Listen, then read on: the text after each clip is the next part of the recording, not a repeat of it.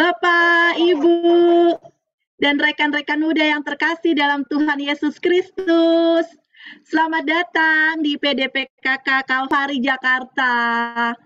Puji Tuhan, malam ini tidak terasa kita sudah masuk sesi terakhir seminar pertumbuhan, bertumbuh dalam pelayanan. Mau menyapa dulu dari Mangga Besar, dari Cijantung, dan dari Kalvari. Malam ini istimewa sekali Bapak Ibu dan rekan-rekan, karena kita kedatangan pewarta yang tidak asing lagi bagi Kalvari. Selamat datang kembali di Kalvari, Ibu Yustisia Elisa.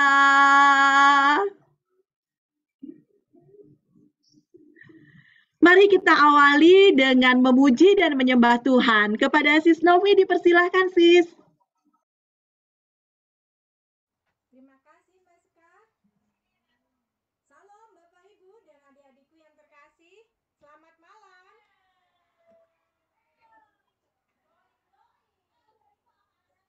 Yuk, mari kita melambaikan tangan kita, yuk. Kita sapa semua yang hadir di meeting kita ini. Mari kita lambaikan tangan.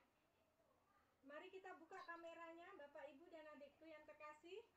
Sampaikan salam kita, kasih kita kepada Tuhan.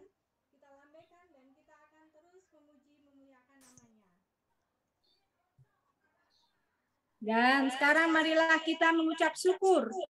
Karena telah dikumpulkan di sini untuk memuji Tuhan bersama saudara-saudari kita di sini. Dan marilah kita bersama bersuka cita. Kita akan memuji dan menyembah. Dan marilah kita bersuka cita dalam nyanyian pujian kita malam hari ini. Mari kita bersuka cita.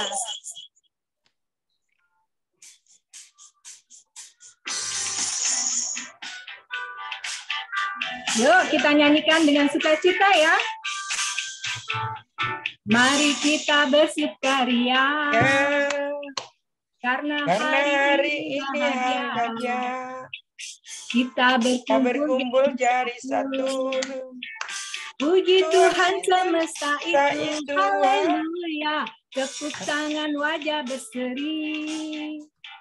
Hilangkanlah hati yang sedih. Bukankah Yesus berkata damai yang diberikan? Mari kita bersukaria. Mari kita bersukaria. Hari ini hari bahagia. Kita berkumpul jadi satu. Puji Tuhan semesta itu. Haleluya. Tepuk tangan wajah berseri. Hilangkanlah hati yang sedih. Bukankah Yesus berkata damai yang diberikan? Mari kita bersukaria. Mari kita bersukaria. Karena hari ini bahagia. Kita berkumpul jadi satu. Puji Tuhan semesta itu. Haleluya. Tepuk tangan wajah berseri. Hilangkanlah hati yang sedih. Bukankah Yesus berkata damai yang diberikan? Mari kita bersukaria. Bukankah Yesus berkata damai yang diberikan? Mari kita bersukaria. Bukankah Yesus berkata damai yang diberikan? Mari kita bersukaria. Mari kita terus bersukaria ya Bapak Ibu. Terima kasih Tuhan, Engkau telah memanggil kami semuanya menjadi anak-Mu. Kami sungguh bergirang hati karena pada malam hari ini Tuhan kami akan memulai sesi pengajaran, seminar pertumbuhan. Marilah kita membuat tanda kemenangan kita dalam nama Tuhan Yesus. Atas nama Bapa, Putra, dan Roh Kudus. Amin. Tuhan Yesus, kami mau bersyukur karena Engkau mempertemukan kami kembali dalam media Zoom ini untuk mengikuti seminar pertumbuhan. Kami mohon Tuhan agar Engkau memimpin acara seminar pertumbuhan malam hari ini dari awal hingga akhir. Berkatilah Ibu Justisia Elisia yang akan menyampaikan pengajaran malam hari ini. Ya Tuhan, kami mau berkumpul dan bersyukur atas penyertaan-Mu dalam hidup kami, bahwa anugerah-Mu besar yang Kau berikan dan limpahan rahmat-Mu kepada kami. Terima kasih Tuhan atas kasih setia-Mu yang begitu besar. Sekarang Tuhan Yesus, kami mau menyanyikan doa dan lagu syukur kami kepadamu. Karena Engkau sungguh baik, Engkau besar, Engkau adil, Engkau sungguh mulia. Kami mau bersyukur kepadamu Bapa.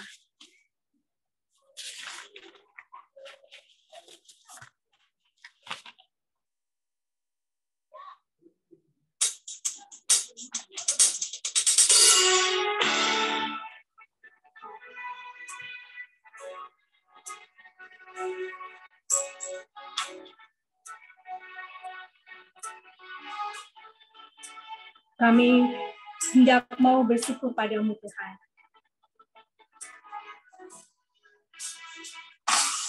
Aku hendak bersyukur pada Tuhan karena keadilan-Nya dan bermazmur bagi nama Tuhan yang maha tinggi. Ya Tuhan, Tuhan kami, betapa mulianya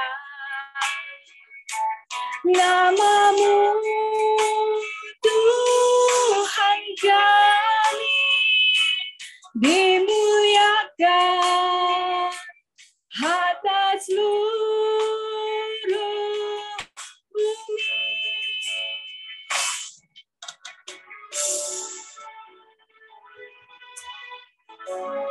Bapa, kami akan terus selalu bersyukur kepadamu, karena sungguh besar kasih-Mu kepada kami.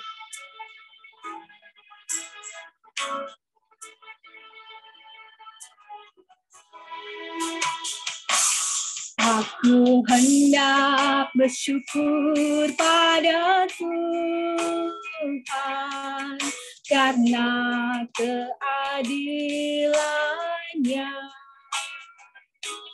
dan bermazmur bagi nama Tuhan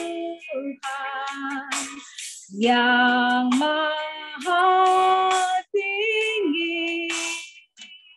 Ya Tuhan, Tuhan kami, betapa mulianya nama-Mu, Tuhan kami, dimuliakan atas seluruh bumi. Tuhan, Tuhan kami, betapa mulianya nama-Mu, Tuhan kami, dimuliakan atas seluruh bumi. Dimuliakan atas seluruh bumi.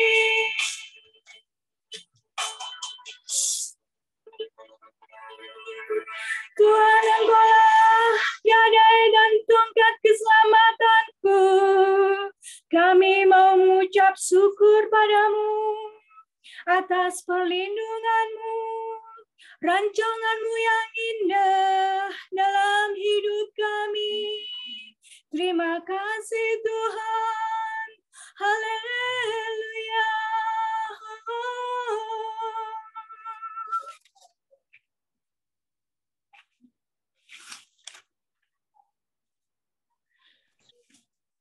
Terima kasih Tuhan, Engkau sungguh luar biasa.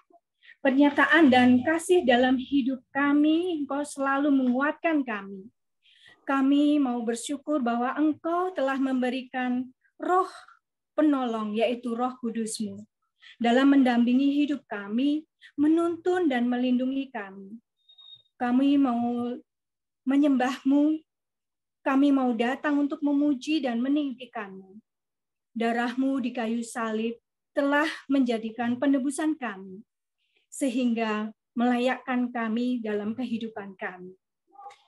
Tiada kata yang dapat melukiskan kebesaran-Mu Tuhan, dan hanya bagi-Mu segala puji dan kemuliaan. Kami tinggikan Engkau Tuhan, kami mau menyembah Engkau.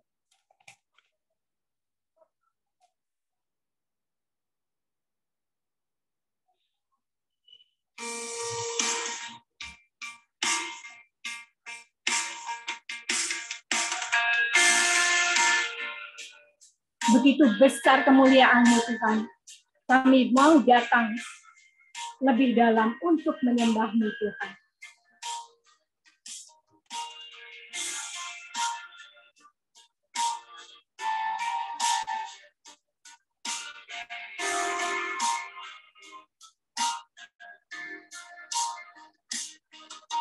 Sungguh besar setia-Mu, nyata di sepanjang hidupku. Darah-Mu telah layakkan kehidupanku. Tiada kata yang bisa lukiskan indahnya Kau Tuhan. Bagi-Mu segala kengayaan dan kemuliaan.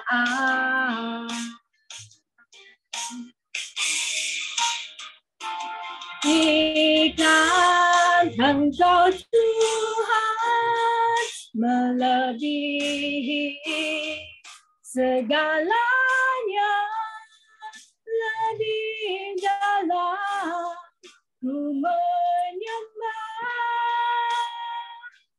dalam roh dan kebenaran selamanya.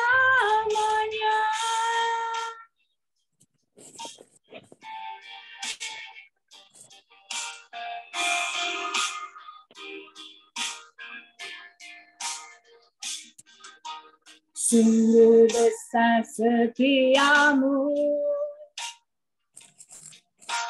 nyata di sepanjang hidup. Darah-Mu telah layakkan kehidupanku. Tiada kata yang bisa lukiskan indahnya Kau Tuhan. Bagi-Mu segala pujian dan kemuliaan. Ku tinggikan Engkau Tuhan melebihi segalanya, lebih dalam ku menyembah dalam roh dan kebenaran selamanya. Ku tinggikan Engkau Tuhan melebihi segalanya, lebih dalam ku menyembah dalam roh dan kebenaran selamanya.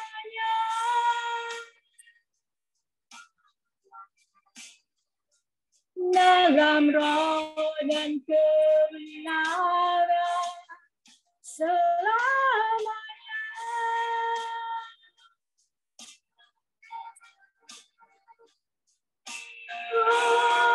Haleluya, haleluya, oh haleluya, haleluya, haleluya.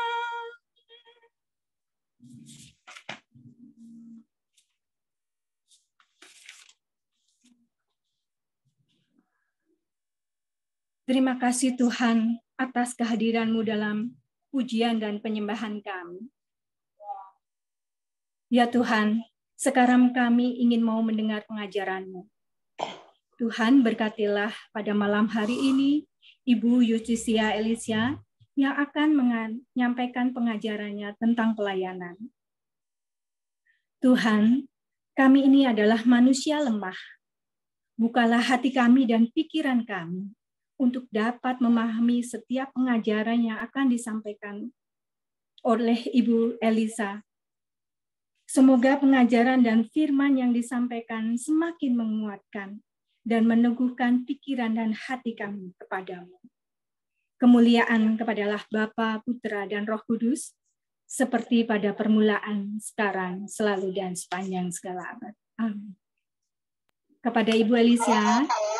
Terima kasih, Sis Novi. Bapak, Ibu, dan rekan muda, mari kita bersama-sama menyimak dengan penuh perhatian sesi terakhir seminar pertumbuhan, bertumbuh dalam pelayanan yang akan disampaikan Ibu Yustisia Elisa.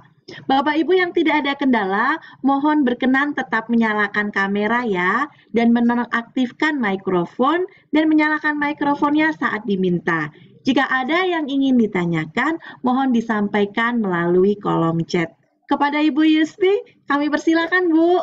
Ya, makasih. Terima kasih saudari-saudariku terkasih PDPKK Kalvari. Dari awal saya sudah sering saya sampaikan bahwa mungkin saya memiliki kedekatan yang lebih dengan PD Kalvari. Saya merasa bertemu dengan saudara-saudari yang kita sudah bina begitu lama. Saya telah menyertai bersama-sama PD ini sekitar 8 tahun yang lalu, kita sudah berjalan bersama. Dan meskipun 3 tahun kita tidak bisa saling bertemu, saya yakin kasih di antara kita masih tetap terpaut. Kita masih melalui Zoom ini pun kita bisa saling memberikan support, saling memberikan dukungan. Mungkin di antara kita sedang bergumul, kita bersama-sama bergandengan tangan, bertumbuh melalui apapun, bahkan kadang melalui kehadiran kita satu sama lain yang meneguhkan. Terima kasih. Saya share screen sebentar. Share screen.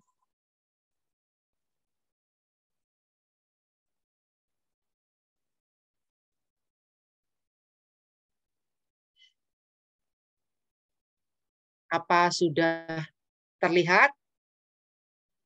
Sudah Ibu. Sudah ya. Nah ini sedikit mungkin inilah identitas saya sedikit. Nama saya Yustisia Elisa Sagita, terlalu panjang, panggil saja Yusti. Dari Paroki Kalideres, Immaculata, diutus melalui komunitas Kasih Yesus, pelayanan saya di KKY, di sebuah komunitas kategorial, di paroki, saya malahan sebagai prodiakon di paroki Santa Maria Immaculata, FKPP dan FKPM, dan beberapa ada komunitas-komunitas lain, komunitas kategorial lain. Nomor HP saya ini, kalaupun setelah sesi ada yang mau ditanyakan mengenai seminar ini pun boleh, di luar seminarku ini pun silakan, asal saya mampu saya akan jawab. Baiklah. Oh ya, saya seorang ibu dari satu orang putri yang sudah selesai S1 di psikologi dan sekarang ini sedang siap-siap mau bekerja. Sekarang kegiatan saya pelayanan di keluarga dan pelayanan di KKY, paroki dan lain sebagainya. Saudara-saudari, tadi telah disebutkan bahwa sesi yang akan saya bawakan ini adalah sesi pertumbuhan. Tapi lebih lengkapnya apa? Sesi pelayanan, betul.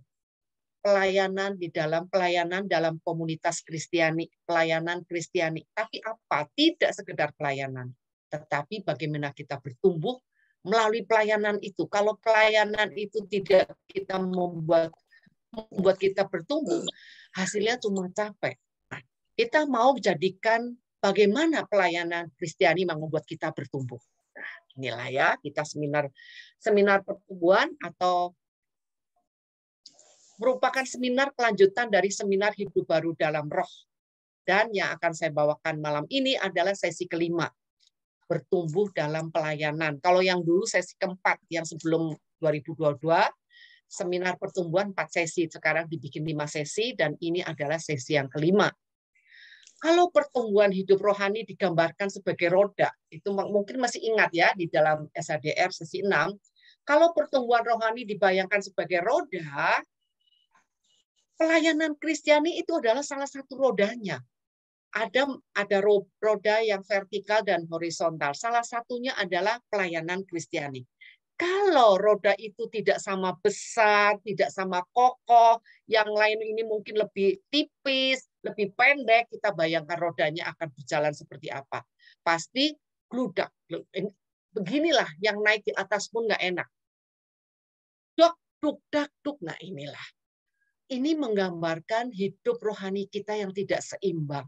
Di mana mungkin pelayanan kita habis-habisan.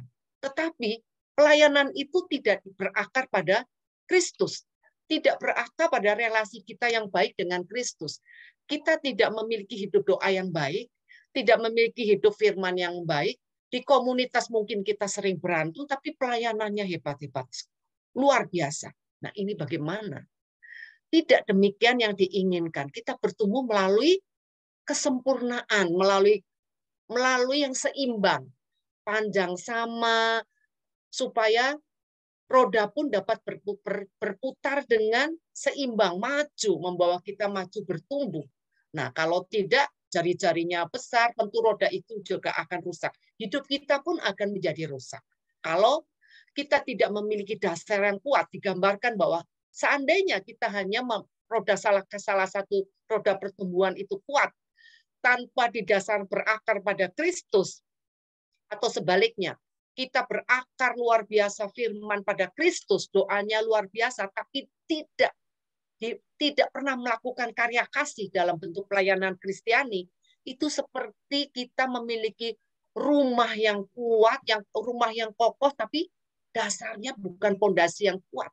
Digambarkan dalam kitab suci pondasinya dari pasir. Sehingga ketika datang badai, ketika datang banjir, runtuhlah semua. Ketika datang persoalan, runtuhlah semua. Orang sering muntaber, ya inilah. Karena tidak berakar pada akar yang benar. Nah, dalam pertumbuhan hidup rohani, pelayanan Kristiani haruslah tadi dikatakan mengakar pada relasi kita dengan Allah. Di mana relasi itu hanya dapat terbentuk ketika kita makin tahu kehendak Allah. Jadi melalui apa? Melalui firman. Dan selalu dengan tekun berkomunikasi dengannya, apapun peristiwa hidup kita. Melalui apa? Melalui hidup doa. Dan dalam perkembangan rohani kita pun, perlu kebersamaan dalam tubuh Kristus yang lain, yaitu melalui apa? Komunitas Kristiani. Bersama orang-orang yang lebih matang dalam hidup rohani. Ketika kita punya persoalan, kita didukung oleh saudara-saudara dalam komunitas. Itu gunanya. Makanya pertumbuhan hidup rohani, roda pertumbuhan kita tuh harus seimbang. Jangan hanya doanya luar biasa, 1 hari 7 jam, tapi hanya di dalam rumah, tidak melakukan apapun, itu hanya pandai berteori, tapi kita belum praktekkan kasihnya. Mengapa pelayanan atau lebih tepat pelayanan Kristiani menjadi salah satu sarana kita bertumbuh di samping doa, firman, dan komunitas. Kenapa? Karena melayani bukan sekedar pelayanan. Jangan bilang melayani, saya sudah melayani. Tapi pelayanan yang bagaimana? Tapi pelayanan sebagai murid Kristus. Melayani sebagai anggota tubuh Kristus, serta melayani sebagai umat Allah Melayani dalam pelayanan yang apa? Yang mengakar pada Kristus, mencontoh Kristus ketika dia melayani umatnya. Bukan sembarang melayani. Ketika kita, misalnya kita memberi sesuatu, tapi memberi tidak dengan hati yang mengasihi. Dan ini yang diminta, memberi dengan hati yang mengasihi, memberi mengampuni, sungguh-sungguh mengampuni, itu sebuah pelayanan. Mungkin sekedar memberikan senyum. Apakah senyummu tulus? Seperti Yesus yang mengasihi. Demikianlah. Jadi semua harus berdasar dan mengakar kepada Kristus. Dalam pelayanan Kristiani, kita diajak untuk berperan menjadi pelayan yang sejati. Menjadi seorang hamba yang sejati. Seperti yang dikatakan oleh Kristus sendiri, untuk menjadi besar, terkemuka di hadapan Allah, seseorang harus mampu melayani, menghambakan diri kepada Allah melalui sesama yang kita layani. Kita selalu ingat ya, Tuhan itu roh. Kita tidak mungkin mendekat, tidak mungkin menggapai. Kita tidak mungkin melayani Allah, melayani roh. Jangan-jangan nanti yang dipuja adalah iblis karena kita masuk di dalam penyembahan pakai dupa, pakai apa, tidak. Tuhan itu berwujud kepada Tuhan yang hidup adalah di sekitar hidup kita. Melayani melalui sesama kita. Ya. Akhirnya yang disebut pelayanan Kristiani bisa nggak dilakukan di luar orang yang bukan Kristiani? Tentu ketika pelayanan Kristiani itu membawa sebuah ungkapan pernyataan Allah yang mengasihi terhadap semua umat melalui karya kasih sesama. Ada orang yang sesungguhnya dia mengerti bagaimana mengasihi. Kalau dia melakukan atas dasar kasih yang dilakukan seperti Kristus, mungkin tanpa dia sadari dia sedang melakukan karya kasih.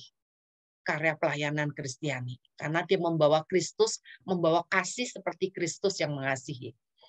Dalam pelayanan kasih apa yang terjadi? Tidak pandang bulu, tanpa memilih, tanpa memilah, kita tidak memilih siapa yang dilayani, tanpa dasar kepentingan atau tendensi apapun, seperti kita contohkan adalah Yesus Kristus sendiri. Ketika Yesus membasuh kaki Yudas Iskariot, Yesus pasti tahu Yudas itu siapa, bakal seperti apa, meskipun aku membasuh kata-kata sehari semalam, tidak akan merubah pikirannya untuk menjual Kristus Yesus hanya demi beberapa keping perak.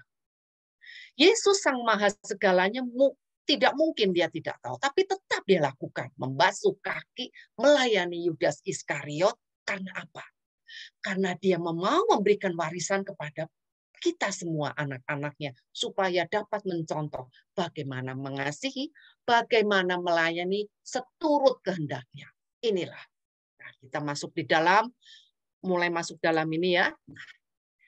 Dasar firman-Nya adalah 1 Petrus 4:10. Layanilah seorang akan yang lain dengan karunia yang diperoleh tiap-tiap orang sebagai pengurus yang baik dari kasih karunia Allah.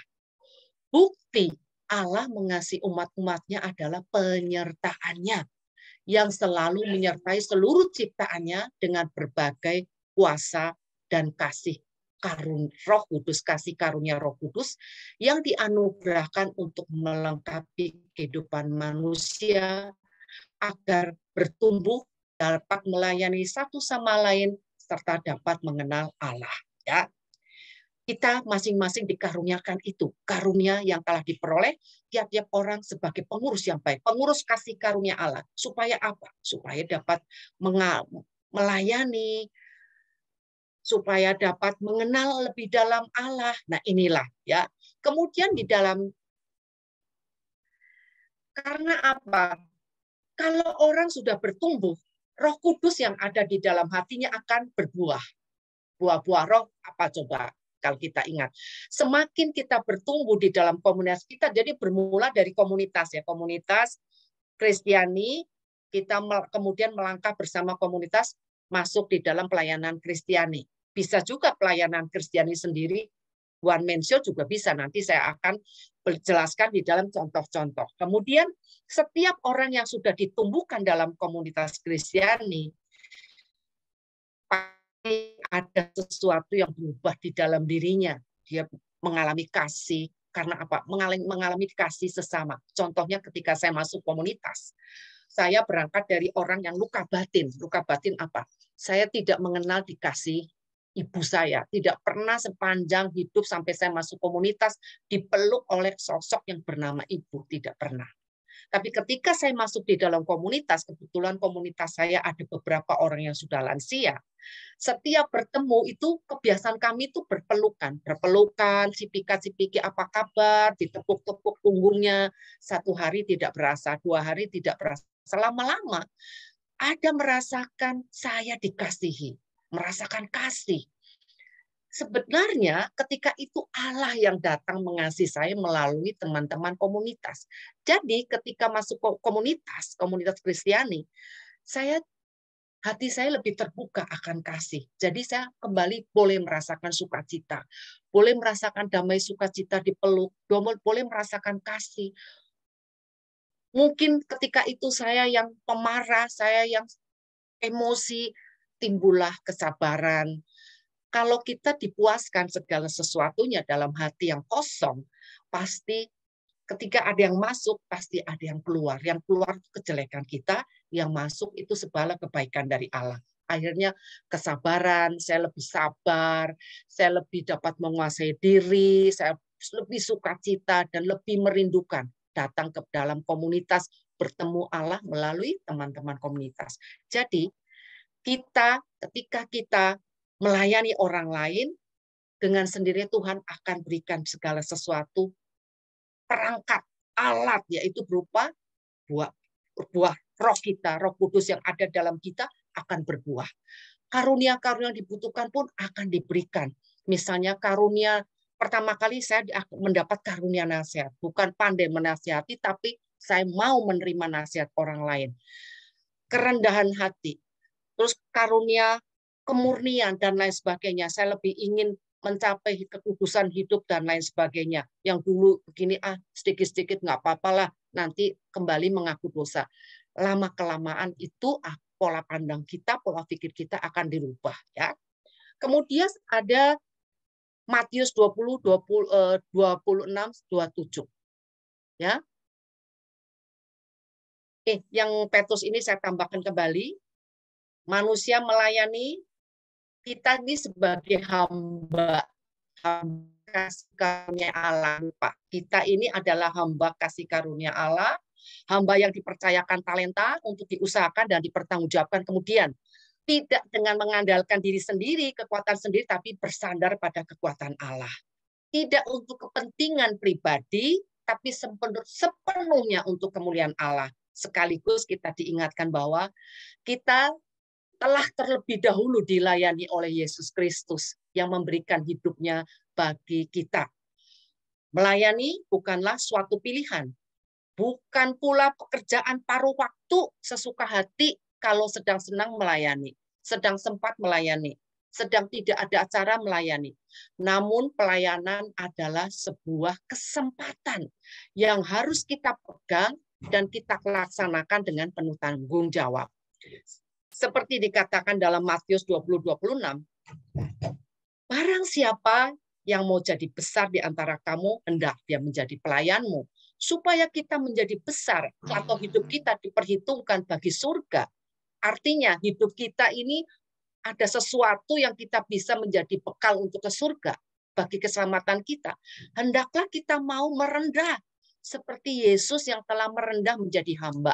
Dengan melepas seluruh atribut keilahiannya menjadi pelayan, melayani dengan pelayanan yang mulia. Apa pelayanan yang mulia? Dengan memberikan nyawanya bagi sahabat-sahabatnya yang mungkin berbuat jahat atau mengkhianatinya di belakang. Barang siapa menjadi besar di antara kamu, hendaklah dia menjadi pelayanmu. Jangan segan-segan kita melayani. Kita melayani bukan menjadi pelayan, tapi kita melayani untuk menjadi pelayan Allah, hamba Allah. Ya. Kemudian seterusnya adalah, apa? Lingkup pelayanan. Nah ini ya, lingkup pelayanan internal. 1 pelayanan dan keluarga, 2 pelayanan dan gereja, dan pelayanan eksternal. Apa itu pelayanan internal? Ini saya berikan satu ayat, Kisah 1:18. Nah ini ya. Kamu akan diberi kuasa, kalau Roh Kudus turun atas kamu, kamu akan menjadi saksiku di Yerusalem, Yudea, Samaria, dan sampai ke ujung dunia. Ini kaitannya dengan lingkup pelayanan. Pelayanan utama kita nih, kalau pelayanan dalam keluarga ya, sekarang kita masuk dalam pelayanan internal. Pelayanan dalam keluarga. Bagi kita yang panggilan hidupnya adalah berkeluarga, pelayanan utama kita adalah melakukan tugas-tugas pokok berdasarkan panggilan hidup kita sebagai panggilan keluarga. Kalau kita menikah, panggilan utama kita adalah keluarga. Kalau kita menjadi pastor, panggilan kita tentu bukan dalam panggilan pokok kita bukan dalam keluarga. Jangan kita memiliki panggilan sebagai istri atau suami atau ibu atau bapak, tapi peran terbesar kita justru pelayanan di luar rumah. Menjadi ini, menjadi itu, menjadi ini, dan itu di paroki, di mana, mengesampingkan tanggung jawab terhadap kewajiban utama kita dalam rumah tangga sesuai panggilan hidup. Nah, kalau panggilan hidup kita adalah berkeluarga, berarti pelayanan utama kita adalah di keluarga sebagai gereja terkecil dalam lingkup kehidupan kita. Digambarkan dalam ayat Kisah 1:8. Kita menjadi saksi di Yerusalem dan di seluruh Yudea, Samaria, dan lain sebagainya, seterusnya. Kita perlu pengetahuan sedikit. Palestina itu dibagi 3, ya. Galilea, tengah Samaria, dan bawah Yudea. Kalau menjadi saksi di Yerusalem, artinya saksi dalam lingkungan terdekat kita, yaitu tempat di mana kita bekerja, di keluarga. Jadi kalau kita pelayanan kita memang hidupnya hidup berkeluarga, jadi lebih dululah melayani Yerusalem. Jangan kita menjadi orang yang sangat terkenal di Samaria, di Yudea. Samaria artinya melayani orang-orang yang bukan seiman, ya, karena Samaria dianggap orang-orang kafir ketika dulu. Mungkin orang non Katolik, seluruh bumi, seluruh dunia, seluruh kota di mana-mana kita melayani di Samaria. Kalau Yudea itu di paroki, komunitas, PD itu Yudea. Tapi Yerusalem, lingkungan, tempat kita terdekat, tetangga, tempat di mana sehari-hari kita ada. Layanilah dulu Yerusalemmu, baru Yudea dan Samaria. Kalau Yerusalem belum kau jamah, jangan lari ke Samaria. Panggilan hidupmu apa? Nah inilah. Setelah mengalami hidup baru dalam Roh, Roh Kudus akan terus membimbing kita agar menjadi apa? Suami, istri, orang tua, anak, saudara, bahkan menjadi bapak dari para pekerja di rumah, bapak dari pembantu, ibu dari para pembantu rumah tangga, mungkin bapak pegawai di kantor, ibu pegawai di kantor, sehingga dimanapun kehadiran kita, sungguh membawa kasih Allah yang melayani setiap siapapun di dalam rumah, di dalam lingkup hidup kita, sehingga mereka boleh merasakan kehadiran Allah yang penuh kasih melalui peran kita di dalam Yerusalem kita.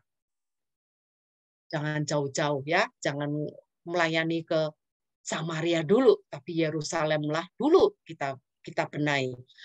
Aku dapat supaya mereka memiliki hidup dan mempunyainya dalam kelimpahan, ya.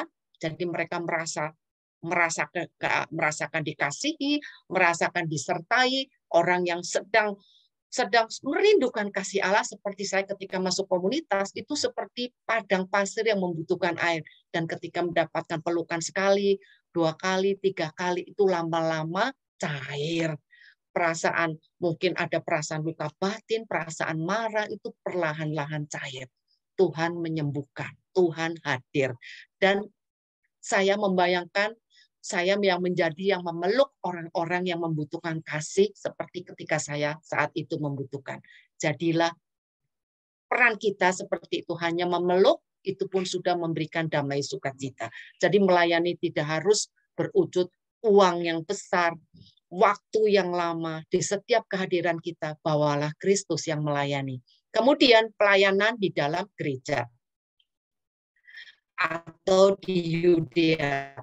Melayani di lingkungan gereja, paroki, tempat serta PDKK atau komunitas-komunitas devosional, tidak ada yang membeda-bedakan pelayanan. Bahwa komunitas itu lebih baik loh, lebih penting. Melayani di wilayah lebih baik loh, melayani di PDKK lebih baik loh, melayani di gereja setempat lokal lebih baik, karena pelayanan di komunitas juga lebih baik. Semua sama berharganya dengan pelayanan dimanapun kita melayani. Tapi utamakan dulu Yerusalem, kemudian melebar ke Yudea dan ke Samaria. Pelayanan tidak boleh memilah, serta memilih dimanapun pelayanan atau melayani, Tuhan sendiri melalui sesama hadir yang melayani kita, melayani orang yang kita layani. Ingat, pelayanan itu pedang bermata dua, ya. Kemudian pelayanan eksternal. Pelayanan eksternal tadinya pelayanan dalam masyarakat.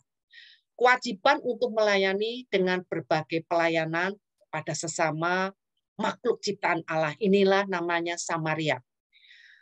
Dalam dimanapun kita hidup, sesuai bidang kita masing-masing. Kalau kita seorang dokter, kita bisa hadir dalam baksos di RT, di kecamatan, membuat baksos misalnya operasi katarak. Nah, kebetulan keahlian kita, misalnya keahlian saya dokter mata. Nah, saya melayani di Samaria itu. Orang-orang yang mungkin yang hadir nggak selalu Katolik, bisa Muslim, bisa Buddha, bisa Hindu, dan lain sebagainya. Ketika itu apakah kita memilih? Apa agamamu? Muslim, mundur. Apa agamamu Katolik? Mari. Kan tidak demikian. Semua yang hadir adalah umat Allah, anak kesayangan Allah, semuanya sama, ya.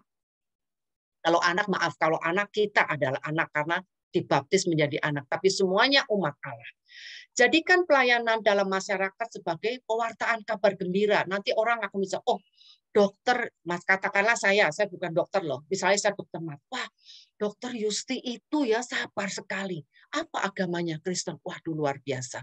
Memang karena dia memiliki agama yang Tuhannya adalah Yesus Kristus, yang kasih, yang mau disalibkan. Tuhan, dia orang akan melihat. Sebenarnya dia sedang menerima evangelisasi kabar baik Tuhan Yesus. Inilah Tuhanku, Tuhan yang penuh kasih, hadir melalui kehadiranku. Nah, masyarakat umum yang mungkin non-Katolik akan melihat Allah yang hidup. Allah yang penuh kasih dalam pelayanan kasih yang kita lakukan. Contoh lagi adalah Mother Teresa. Apakah Mother Teresa melayani hanya untuk umat Katolik? Saya yakin yang dilayani mayoritas non-Katolik. Orang Hindu, orang Muslim, mereka dilayani sama rata, sama dengan kasih yang sama. Dia tidak memilih, dia tidak memilah. Ya. Kemudian kita lanjut kepada slide berikutnya. Nah, apa karakteristik pelayanan? Ya, pelayanan adalah cara hidup. Ini nanti akan langsung kita urai satu persatu ya. Langsung kita masuk dalam pelayanan adalah cara hidup seorang Kristiani. Nah, bisakah kita menjadi seorang Kristiani yang memiliki cara hidup adalah melayani? Nah ya, Matius 14:16. Tetapi Yesus berkata kepada mereka, tidak perlu mereka pergi, kamu harus memberi mereka makan. Bayangkan, ketika itu terkumpul ribuan orang dan tiba waktunya makan. Para murid kalau mereka dikasih makan semua, kemana harus membeli? Berapa uang harus membeli? Tapi Yesus mengatakan, tidak perlu mereka pergi, kamu harus memberi mereka makan. Tuhan Yesus menyuruh mereka, orang banyak yang terkumpul di situ, yang mengikutinya, untuk diberi makan. Tidak boleh. Jadi para murid maunya mereka beli sana masing-masing beli makanan aja. Karena hari sudah malam. Tapi Yesus menegaskan bahwa mereka harus melayani. Para murid harus melayani. Karena kewajiban utama dari para murid adalah melayani. Tidak bisa dihindari. Itulah ciri hidup seorang murid. Kita juga seorang murid.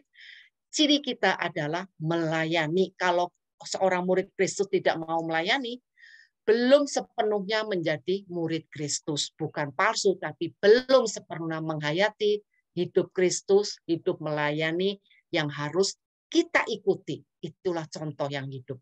Kemudian pelayanan itu,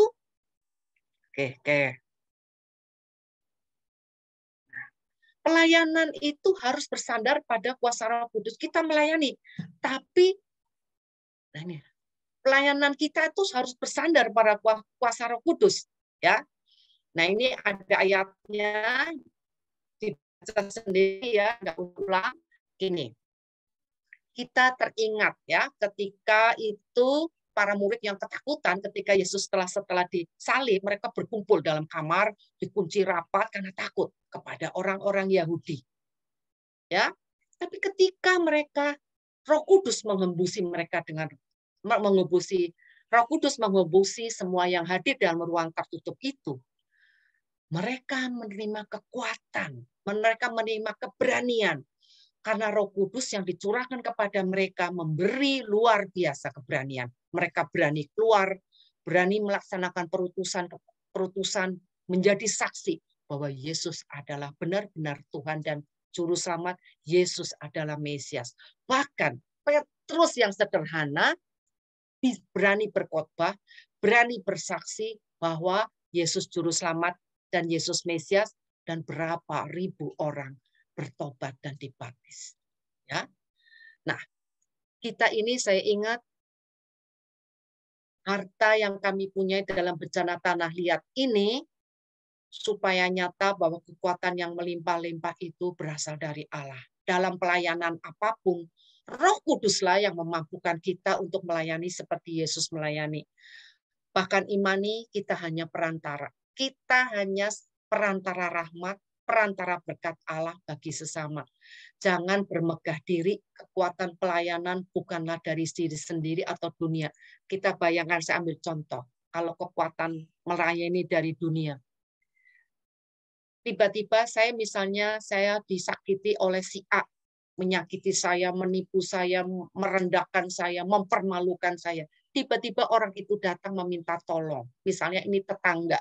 Tiba-tiba dia minta tolong. Tolong, orang tua saya sakit, tolong antarkan ke rumah sakit. Kalau kita mengandalkan kekuatan diri sendiri, pasti saya tolak. Kamu nggak ingat, lagi nyakitin saya. Sekarang lagi butuh, kamu minta. Syukurin loh.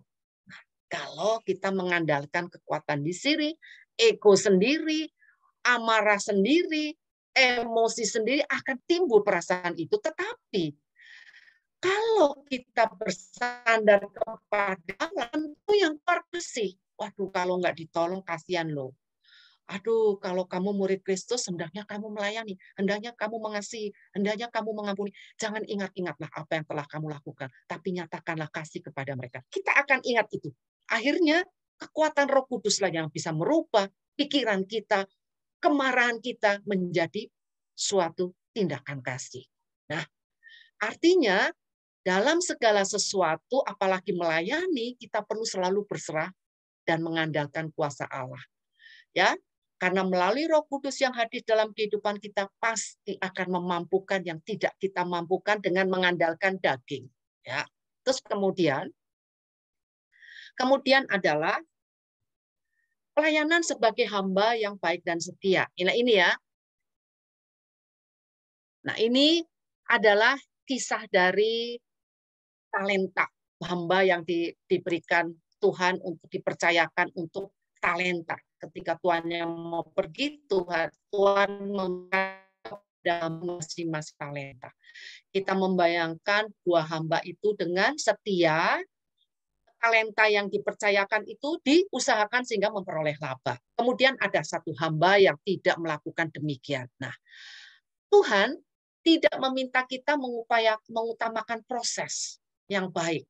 Prosesnya, jadi Tuhan hanya meminta kita berproses dengan setia, taat melaksanakan dalam melayani. Jadi kita ini talenta, kita jangan bayangin uang. Oh Tuhan kok ini ya rentenir ya, masa tuh uangnya ingin dilipat gandakan. Artinya talenta itu adalah berkat yang harus berlipat-lipat, dilipat ganda dalam karya kasih. Tuhan mintanya kita tuh kalau punya kemampuan sesuatu ketika di komunitas, di PD kita diminta, jangan diam aja, menolak. Tetapi setiap permintaan, untuk misalnya saya suaranya bagus, di PD diminta, ayolah Yusti, kamu masuk tim pujian. Enggak mau saya enggak ada waktu. Nah, imani, setiap permintaan itu adalah Allah yang meminta. Allah meminta engkau yang telah diberikan talenta, talenta itu hendaknya dilipat gandakan dalam arti menjadi berkat untuk melayani orang lain. Mungkin orang lain yang sedang sedih ketika mendengar pujian kita akan merasa dilayani Tuhan, akan merasa dihibur dan lain sebagainya. Jadi proses yang paling penting kita taat setia untuk mengingat bahwa segala talenta yang kita miliki adalah sebuah kepercayaan. Kita hanya menjadi saluran. Saluran itu hanya harus sungguh menyalurkan. Jangan kita menjadi saluran pipa yang mampet, tapi pipa itu harus mengalirkan berkat supaya semua orang boleh merasakan berkat melalui pelayanan melalui kita. Pelayanan bukan bicara tentang perasaan siapa yang kita layani, apa relasi kita, apa yang didapat dari pelayanan. Imani, melayani adalah melaksanakan perintah Allah. Melayani dan mengasihi, kita ingat perintah baru. Jangan berpikir bagaimana mengasihi seperti kamu mengasihi, tidak. Tapi kita mengasihi seperti Tuhan Yesus yang mengasihi. Ingat ya perintah baru. Saya ini nggak pintar nyanyi. Perintah baru terimalah supaya engkau saling mengasihi seperti aku mengasihi kamu, sabda Tuhan. Inilah. Kita diingatkan untuk mengasihi, menjadi saluran berkat seperti Tuhan memberkati kita. Seperti Tuhan memberkati umatnya. Ya. Tuhan mau melihat proses dalam kita melayani. Ketika kita sukses mengadakan sebuah pelayanan yang besar, tetapi efeknya adalah perpecahan. Setelah sukses yang besar, tapi di dalamnya panitia gontok-gontokan. Langsung ngomong, saya yang karena saya lah sukses. Kalau nggak ada saya nggak bisa. Saya channelnya banyak. Kalau nggak ada saya nggak bisa. Kenyataannya saya yang melakukan semua, saya yang bagi semua, saya yang ngatur semua. Nah inilah. Tidak demikian. Melayani yang sukses adalah pelayanan yang menyatukan. Pelayanan yang membuat kita makin bersatu, makin mengasihi, makin menyadari bahwa Tuhan sendiri yang sedang mengasihi. Jangan melihat hasil.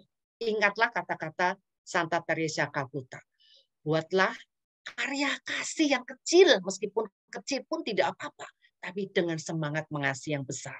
Jadi jangan takut, jangan melihat hasil yang besar, karya yang besar, baru nanti tunggu besar dulu. Mulailah dari hal kecil dengan hati, dengan semangat mengasihi yang besar. Ya. Oke, setelah itu berikutnya adalah pelayanan adalah suatu privilege. Kita bayangin, ini ya. Dibaca, jadi saya nggak ulang, jadi gini. Kita manusia adalah hamba. Bayangkan kita ini hamba yang dijual di pasar budak. Tuhan milih, sudah dipilih, ini Yusti nih. Yang gemuk, yang ini, saya bayar deh, sudah dibayar. Nah, saya milik siapa? Saya telah dibayar lunas, Tuhan telah memilih, Tuhan telah membayar, bahkan sekali lagi sudah dipilih, dibayar, Tuhan sudah menebus. Dengan apa? Dengan sengsara, dengan kematiannya. Apakah aku semahal itu? Tidak. Dosaku yang semahal itu tidak bisa lunas kalau tidak ditukar dengan hidup putra Allah sendiri. Bayangkan, hidup putra Allah yang melunaskan aku, menarik aku dari iblis, memilih aku, membayar, dari aku sudah diambil, sudah ditebus dari ikat tangan iblis yang mengikatku. Nah, hamba adalah milik tuannya. Kebahagiaan hamba pun bergantung pada kebaikan Tuhan. Demikian pula masa depan, kebaikan, kebahagiaan, keselamatan, semua bergantung kepada kebaikan Tuhan. Tuhan telah memilih, menetapkan, mencangkokkan pokok anggur dalam hidup kita supaya berbuah dan buah itu bisa ditularkan kepada orang lain, bisa dirasakan orang lain sebagai wujud kasih kepada sesama. Berbahagialah, berbanggalah, dan syukurilah. Kita bayangkan kita seperti hamba yang telah dimerdekakan dari hutang 10.000 talenta, itu kalau dihitung rupiah itu sekitar 6 triliun. Jangan sampai kita ini berdegil, jangan sampai kita ini pelit, yang berhutang 100 dinar yang diuangkan di uang kita sekarang sekitar 100 M, yang tidak sanggup bayar, kita marah-marah. Padahal kita sudah ditebus dengan 6 T. Inilah. Jadi kita ini harus merasa privilege, bangga kita diutamakan Kristus. Jadi kita ketika kita melayani, melaksanakan perintah Allah, apakah dianggap sebuah kewajiban yang berat, yang membebani, menyusahkan? Aduh, ada pelayanan lagi. Aduh, kalau enggak aku bisa ke Starbucks ngobrol sama teman. Nah, apakah demikian seperti itu? Kalau kita sudah merasakan kita mendapatkan privilege, kita tahu kedudukan kita, tentu kita akan mengutamakan pelayanan. Kalau kita menyadari bahwa kita hanya seorang hamba, seorang pesuruh yang telah lebih dulu menerima pelayanan Allah, telah lebih dulu menerima kerahiman Allah, seperti perumpamaan hamba yang dibebaskan hutangnya yang saya ceritakan tadi. Kalau kita menyadari posisi kita, apakah melayani menjadi paksaan? Melayani hanya melihat berapa upah yang kita terima, sedangkan kita telah diberi lebih dan tak ternilai nilainya. Dunia sering memandang pelayanan Kristiani secara negatif.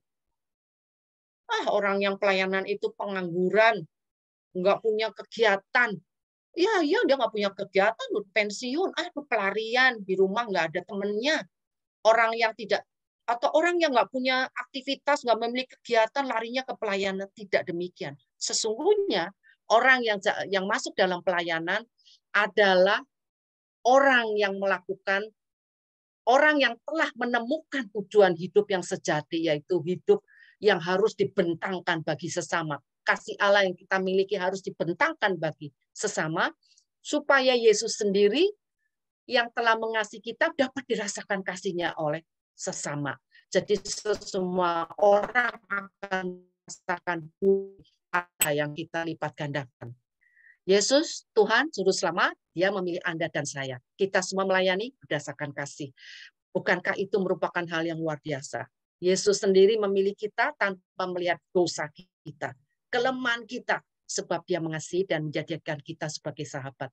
Ini sebuah privilege, suatu hak istimewa. Mari bersyukur atas panggilan Tuhan Yesus bagi kita. Mari melayani, ya.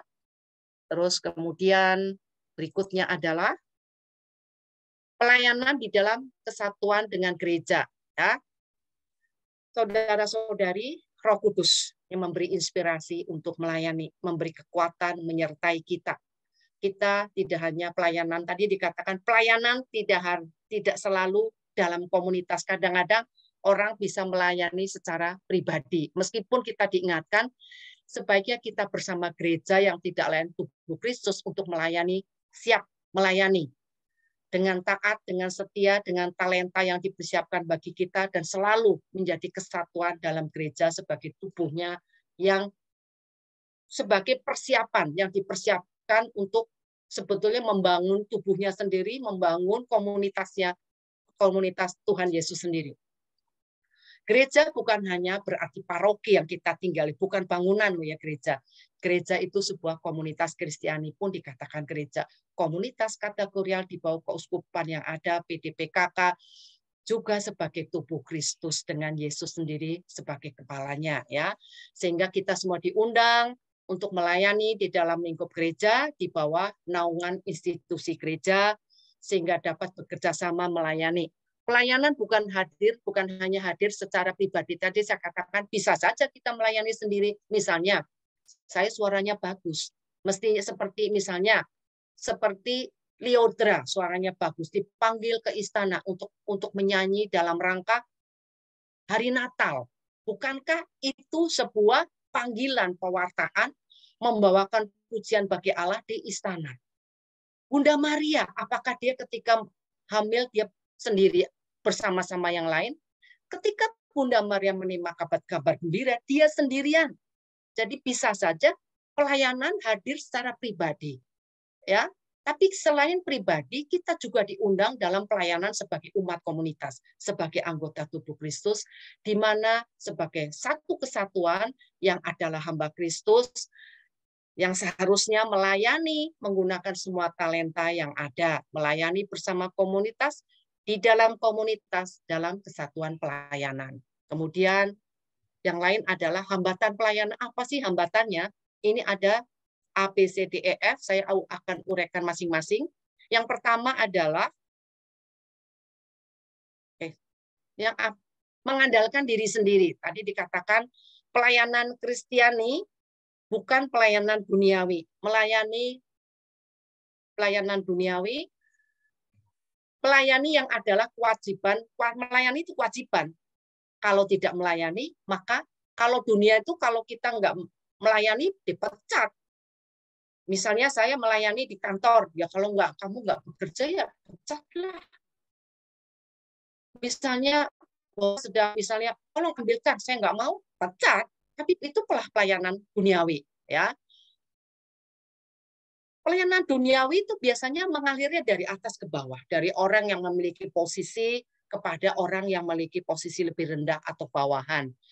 Orang yang memiliki kuasa, yang punya pengaruh kepada orang yang tidak memiliki kuasa.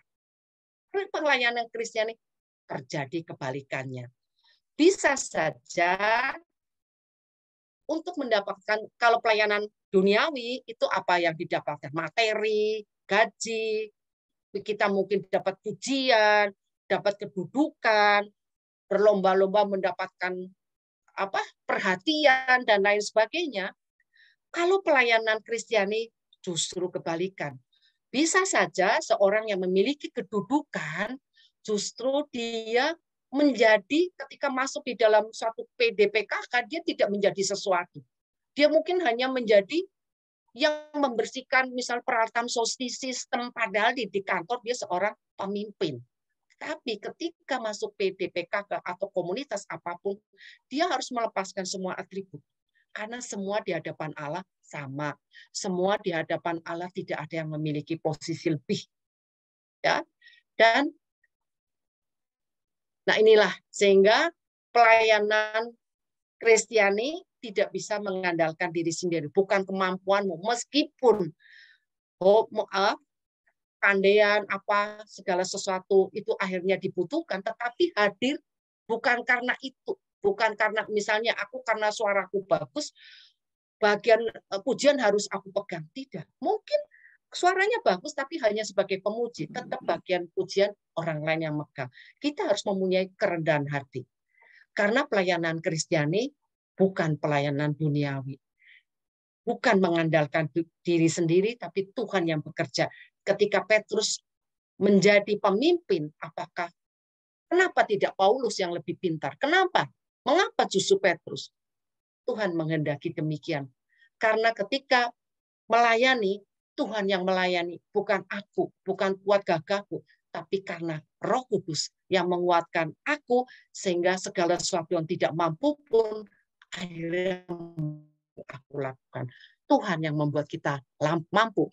Kemudian kita juga teringat dengan, ini ceritanya adalah ketika Yesus yang ketika itu sudah Petrus bersama teman-temannya sudah mencari ikan semalaman tidak dapat.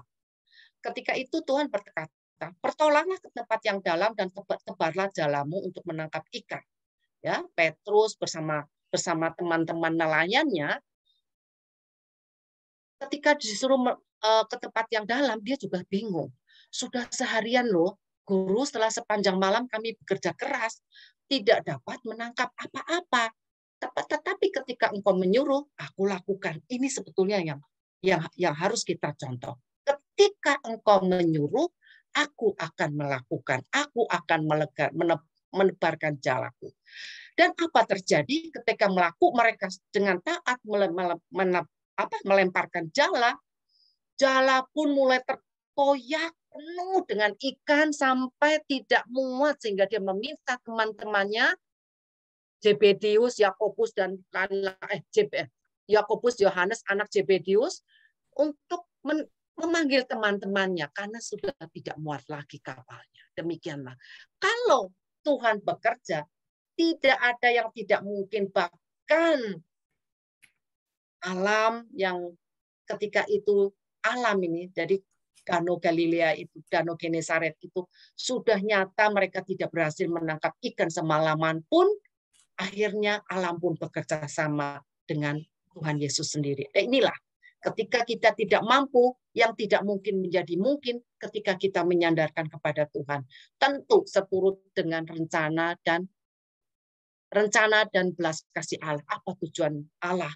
Nah, itu jangan berpikir, oh ya Tuhan, setiap apa kita minta mujizat. Tidak demikian. Apakah seturut dengan rencana dan kerahiman Allah? Ya. Kemudian kita masuk ke dalam yang lain. Ya. Hambatannya adalah kekecewaan dan kebimbangan. Ini adalah gambaran dua murid Yesus yang meninggalkan panggilan melayani sebagai murid karena pulang kampung karena mereka kecewa. Jadi dua orang yang di belakang Yesus kecewa karena apa yang mereka bayangkan tentang Yesus Kristus, apa yang mereka pikirkan tentang Yesus Kristus jauh dari harapan mereka. Ternyata Tuhan kok disalibkan, padahal menurut orang bangsa Yahudi salib itu tanda penghinaan. Masa Mesias kok berakhir hidupnya disalib? Wah, itu sebuah penghinaan, tidak seperti bayanganku. Dia mungkin membayangkan dengan menjadi murid Yesus dia akan terkenal, akan mempunyai posisi, akan dihormati orang dan lain sebagainya. Demikian juga dengan pelayanan kita. Apakah dengan pelayanan kita justru mendapatkan kecewa? Wah, kok jadi masuk komunitas, kok jadi berantem. Kok komunitas kok begitu ya? Kok komunitas kok isinya kok begitu? Saya bayangin orang-orang kudus yang dalam komunitas. Kemudian dia masuk komunitas mengalami penolakan. Ya, biasanya dia pemimpin perusahaan nggak pernah ditolak ketika masuk komunitas. Dia mengutarakan suatu usulan, ditolak, dia langsung sakit hati, kecewa. Terus dia juga mendapati kenyataan tidak seperti yang diharapkan. Posisi seorang pemimpin perusahaan, pemilik perusahaan, kok ternyata dia tidak jadi-jadikan sebagai koordinator ya. Kok dia malah jadi misalnya seksi konsumsi. Aduh, ini pekerjaannya office boy di kantorku nih. Akhirnya dia bimbang, kecewa. Dia pikir, apa sebaiknya saya mundur ya Tuhan? Apakah ini tempat yang layak untukku? Benar sekali, itu tempat yang layak. Karena apa? Karena kalau tidak melalui komunitas, siapa yang berani menegur dia? Siapa yang berani menempatkan dia dalam posisi lemah kecuali Tuhan Yesus sendiri melalui komunitas. Ya. Nah, inilah murid-murid yang mudik ini yang tadi yang pergi ke Emos, apakah sesuai dengan kehendak Allah? Mengapa tidak bersama-sama dengan yang lain sukacita dalam penderitaan? Ini sebetulnya yang diinginkan ketika kita masuk dalam komunitas, kita suka dan duka dalam penderitaan, suka dan duka dalam pergumulan, saling berempati, saling bergandengan tangan, saling memberikan dukungan. Sehingga ketika dalam perjalanan mereka bertemu dengan Yesus, mereka mengalami sukacita, mengalami penyemangatan. Demikian pula juga saya, ketika masuk komunitas, saya merasakan sukacita, saya merasakan disemangati, diteguhkan, dikasihi. Dan juga ada satu kata, saya merasakan ternyata Tuhan tidak pernah meninggalkanku, bahkan meninggalkan mereka. Tuhan akhirnya menyemangati mereka untuk kembali melayani dan mereka kembali ke Yerusalem. Dan saya pun berharap ketika kita mendapatkan kekecewaan dalam komunitas, jangan pergi dulu, jangan pergi ke Emos.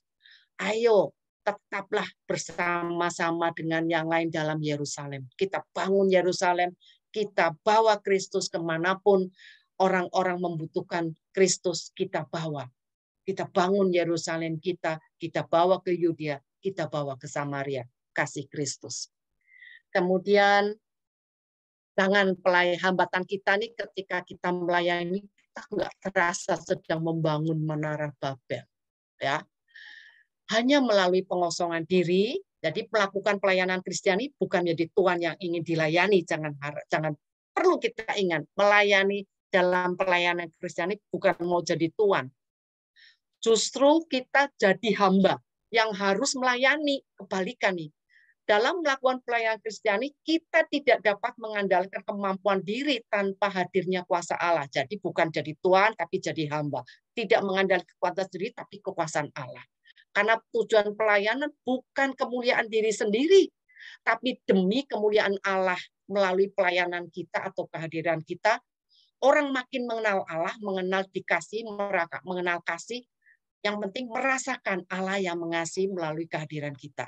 Jangan mengharapkan suatu dari pelayanan kita. Jangan berharap melalui pelayanan kita makin terkenal, dikenal, makin memiliki pengaruh, memiliki kekuasaan. Ya, jangan seperti Yohanes dan Yakobus. Ya, begitu ikut melayani Yesus sekian tahun bersama menjadi murid Yesus, langsung dia bertanya, Tuhan, besok saya minta duduk sebelah kanan.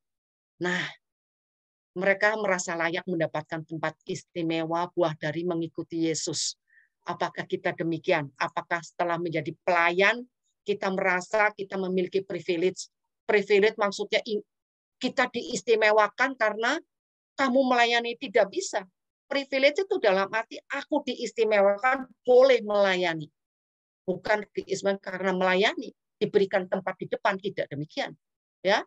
Kita harus mau menerima, kita ditempatkan di belakang karena kita hamba.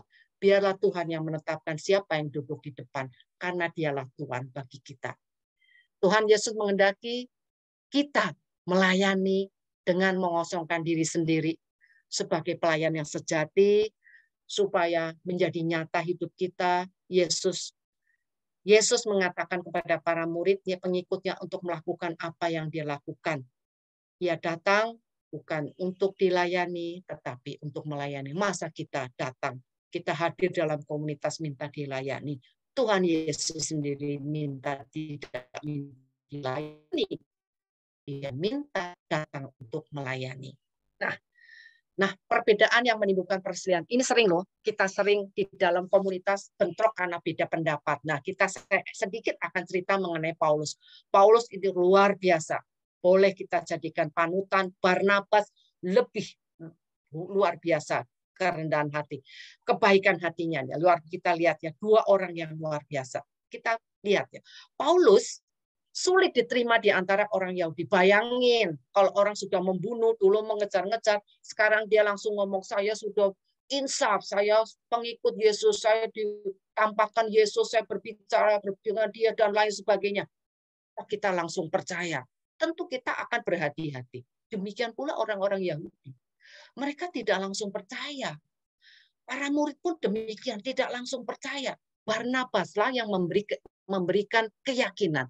Barnabaslah yang memberikan kesaksian bagaimana Paulus bertemu dengan Yesus. Barnabas itu meyakinkan, menceritakan Paulus melihat Tuhan, Paulus dengan gagah berani mengajar di Damsyik dalam nama Yesus Kristus dan lain sebagainya. Akhirnya para murid bisa menerima, tetapi banyak orang-orang Yahudi yang tidak bisa. Bahkan Paulus dikejar-kejar, hampir dibunuh. Akhirnya apa? Diselamatkan oleh murid-murid Rasul dan murid-murid Yesus. Namun tetap saja kaum jemaat masih takut, masih curiga, masih berhati-hati. Akhirnya Paulus dikirim ke Tarsus. 8 tahun dia dibiarkan. Siapa yang menjemput Paulus untuk kembali melayani? Barnabas. Dialah sang sahabat Paulus, sahabat sejati. Dia yang kembali membawa Paulus ke dalam pelayanan dan akhirnya menghadirkan pelayanan yang luar biasa sampai berakhir di Paulus disalibkan. Nah, ketika saat akan melayani, mereka tuh berselisih pendapat, bukan berantem. Dan ketika seperti mereka berselisih juga bukan berarti muntaber, mundur teratur tanpa berita, tidak demikian.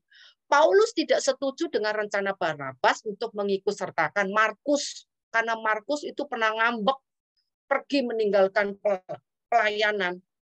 Yang akhirnya mereka apa? Mereka mengambil jalan yang berbeda, tapi tetap melayani. Si A ke misalnya si Paulus ke A, Barnabas ke B.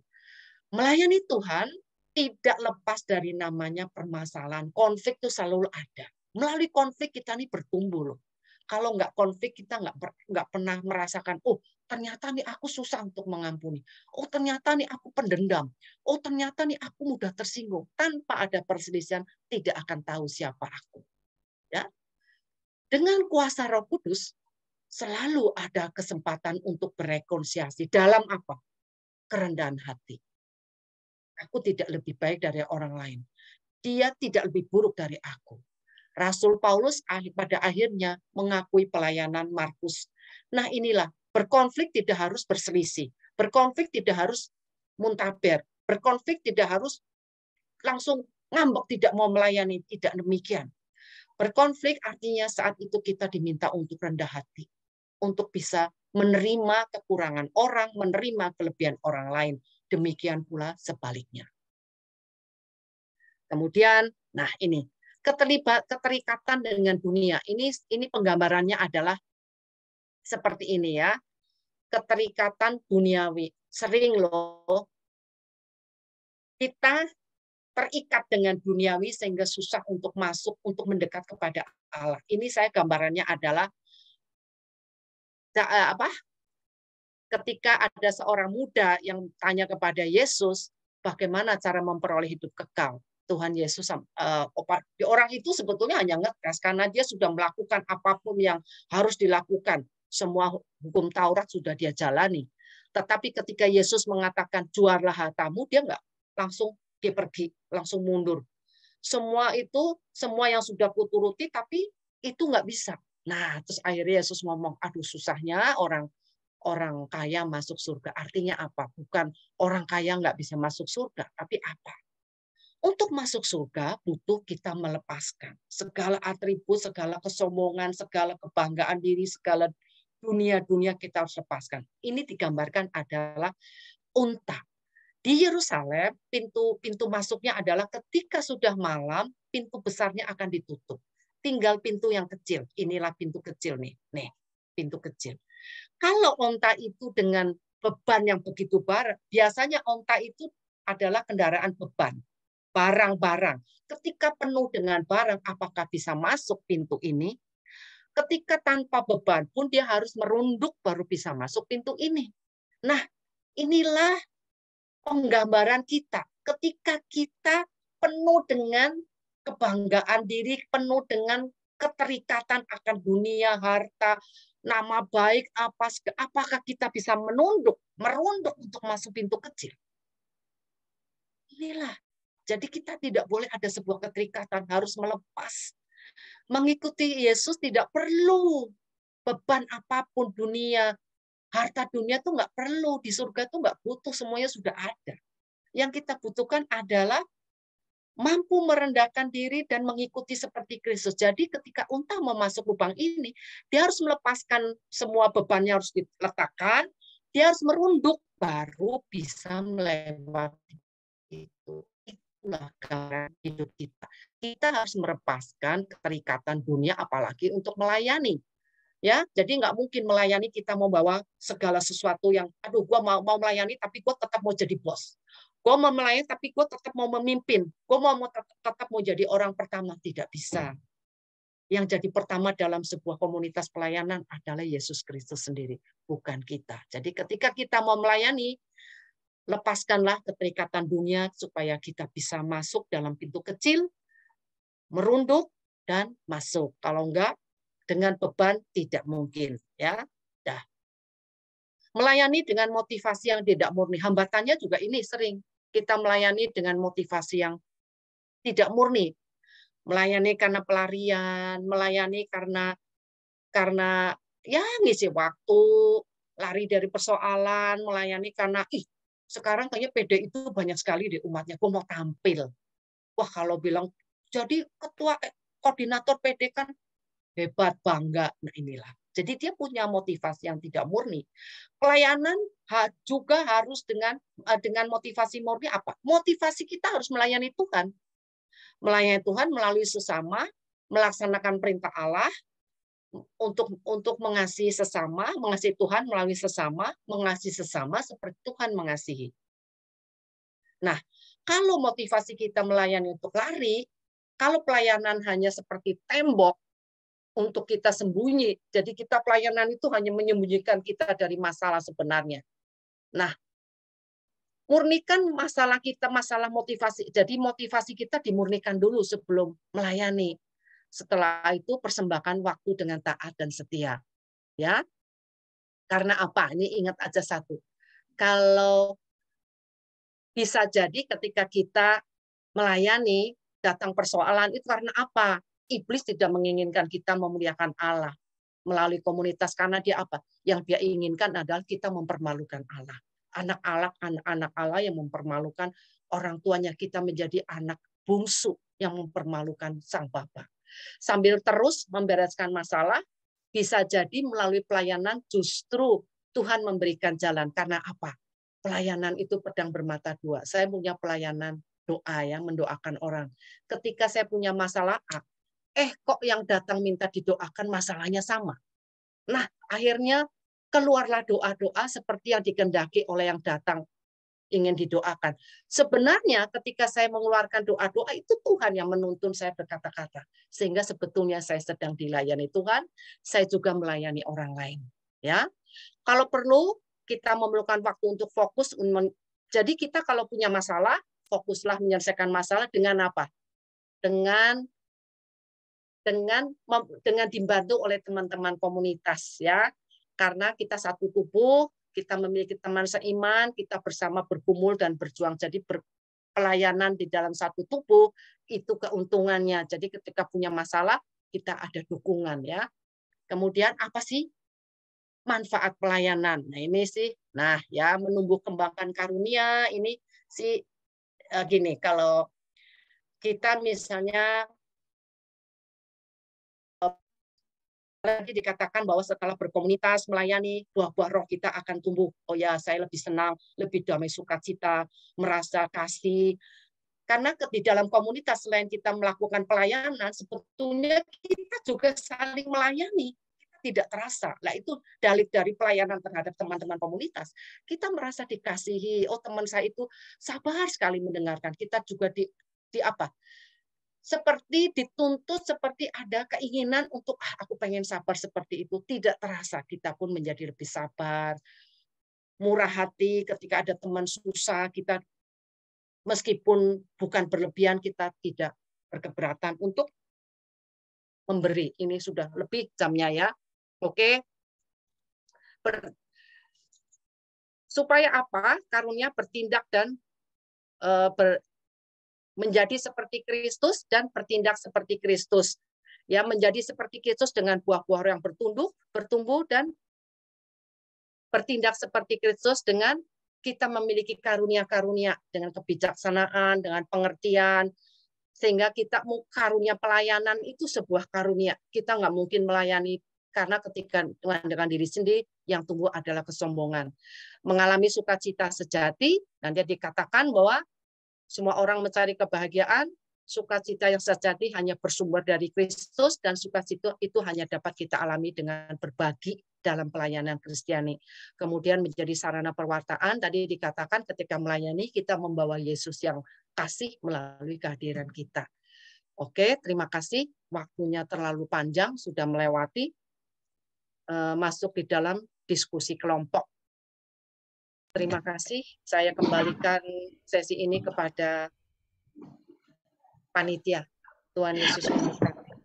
Terima kasih Ibu Yusti atas pengajarannya yang sangat memberkati kita semua dan meneguhkan untuk bersemangat melayani dengan penuh kasih karena Tuhan sendirilah yang telah memilih kita. Berkat semakin bertambah-tambah bagi keluarga dan pelayanan Ibu Yusti. Kepada Ibu Febi, Koordinator PDPKK Kalvari, dipersilakan Bu untuk menyampaikan pengumuman. Baik, terima kasih Mbak Sekar. Ya, selamat malam Bapak Ibu.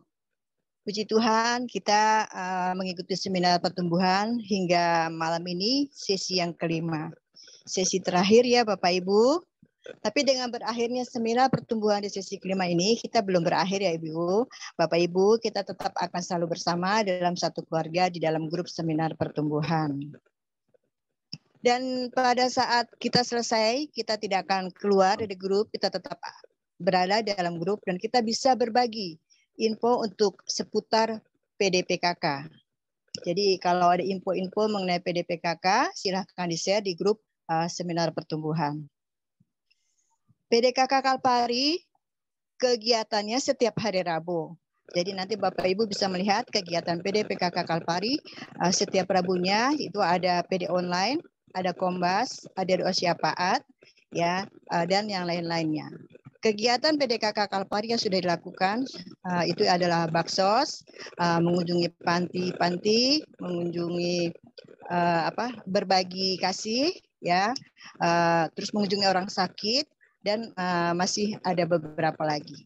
Jadi nanti Bapak Ibu yang ingin bergabung bisa untuk menyampaikan mungkin ada saran atau masukan atau ada memberi ke PD kami untuk pertumbuhan dan perkembangan PDKK Kalpari. Bapak Ibu jangan lupa untuk terus follow PDKK Kalpari, bisa melalui YouTube, bisa melalui Instagram, dan juga bisa melalui Facebook. Sekali lagi kami mengucapkan terima kasih kepada Ibu Justisia pada malam hari ini, luar biasa pengajarannya.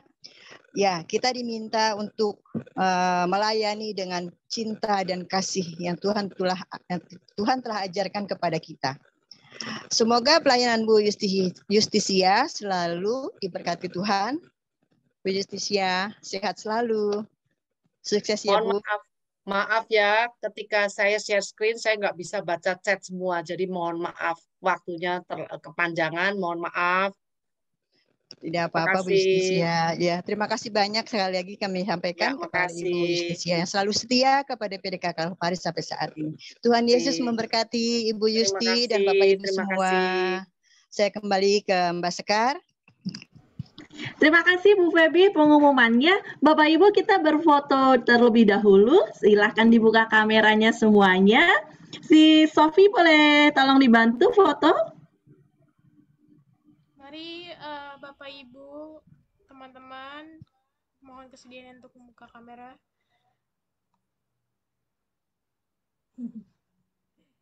Saya akan memandu 2 kali ya foto.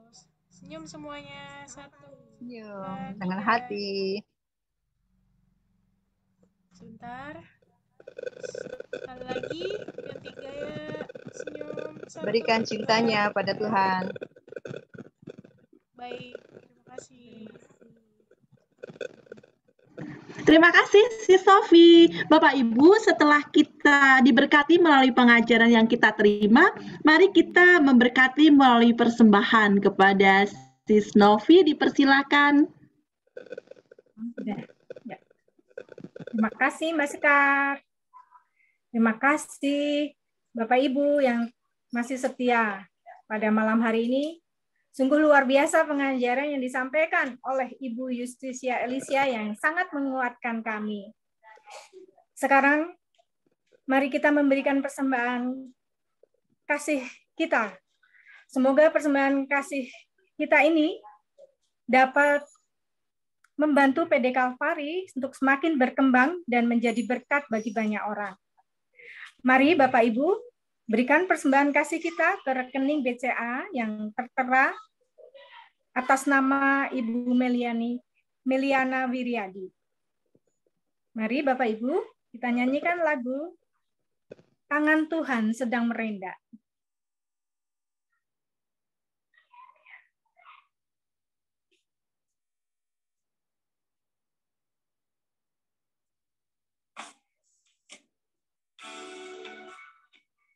Kurang lebih.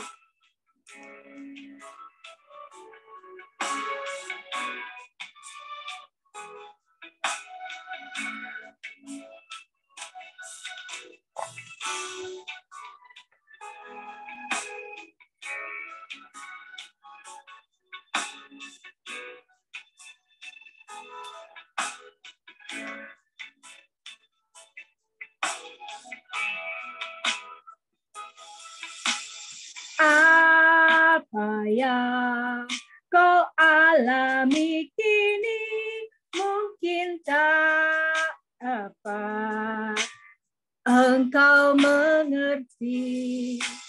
Satu hal tanamkan di hati, indah semuanya yang Tuhan beri.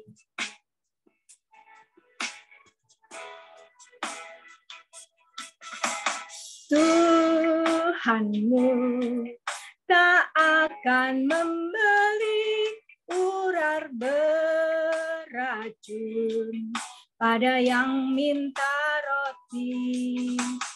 Cobaan yang engkau alami tak melebihi kekuatannya. Tangan Tuhan sedang merendah suatu karya agung mulia, saatnya kan tiba nanti. Kau lihat pelangi kasih-Nya.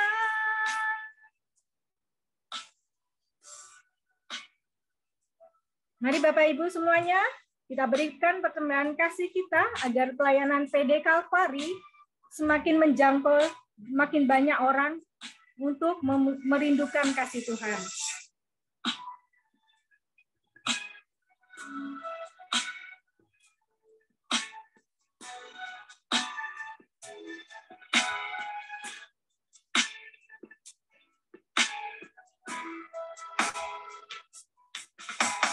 Tuhanmu tak akan memberi ular beracun pada yang minta roti.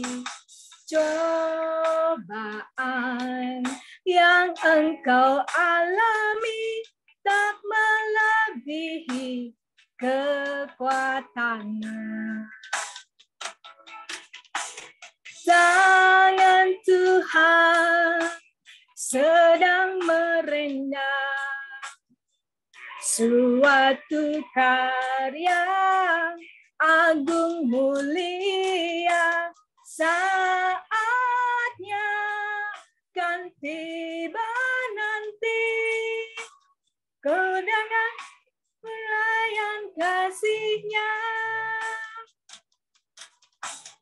Tangan Tuhan sedang merendah suatu karya agung mulia, saatnya kan tiba nanti. Kau lihat pelangi kasih-Nya. Kau lihat pelangi kasih-Nya.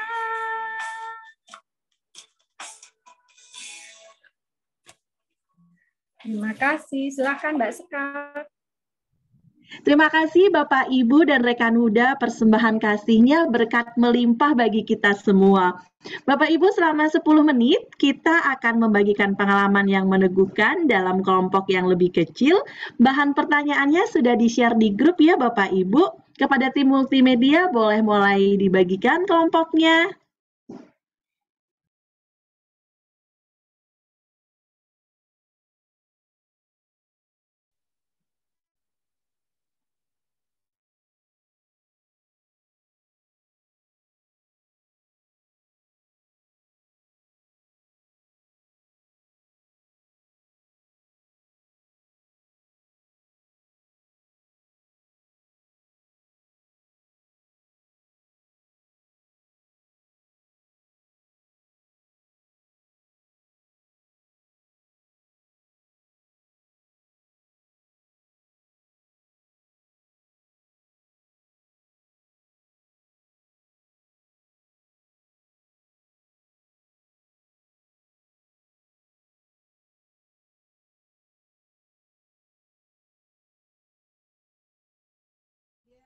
Silakan Bapak, Ibu yang sudah saya Bu Eva boleh memimpin doa join, untuk diklik. sesi.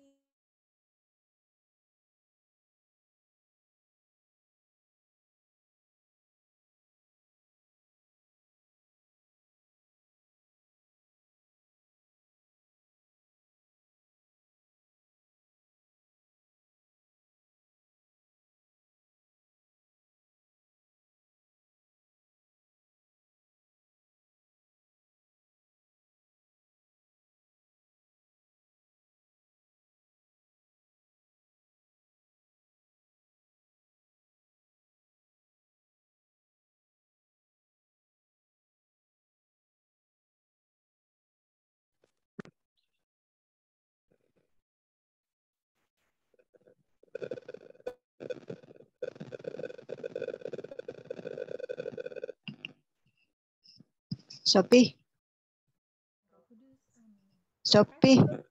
Oh iya. Tadi Tante salah masuk. Tante tadi masuk di ini kelompok 1. Sesi kelima ini Kelompok 2, Tante. ada 2 Tadi pertanyaan kelompok diskusi 2 ya. kok. Kita berdua berdiskusi. Enggak, tadi Tante sama Bu Agnes loh. Bu Agnes itu kelompok 1. Sekarang baru sama Bu Mimi. Tadi ada Bu Yuliani, mana ya Bu Yuliani? Melalui pelayanan Nggak ada. Tuh, yang Anda lakukan coba selama ini. klik. Oh, udah Tante udah masuk sekarang di kelompok 2. Udah sama Bu Mimi, benar. Bu Yuliani mungkin keluar ya. Tuh, udah ke main room tuh. Di sini aja. Iya. Iya, Bu Agnes nih kelompok 1 ya, Bu Agnes ya? Bu Agnes. Iya. Itu kelompoknya Mbak Indah ya? Nggak apa-apa sih kalau mau digabungin sini. Kelompok Indah siapa yang pegang ya? Tante. Kita sharing di sini aja, Tante. Sama Bu Agnes. Selamat malam, Bu Agnes.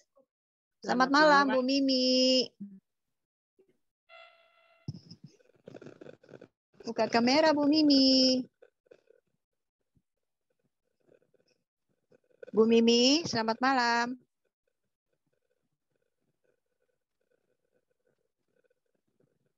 Bu Mimi, kita sambil menunggu Bu Mimi, Bu Agnes. Ya. Pertama kali ya ketemu saya malam ini. Iya. Oke.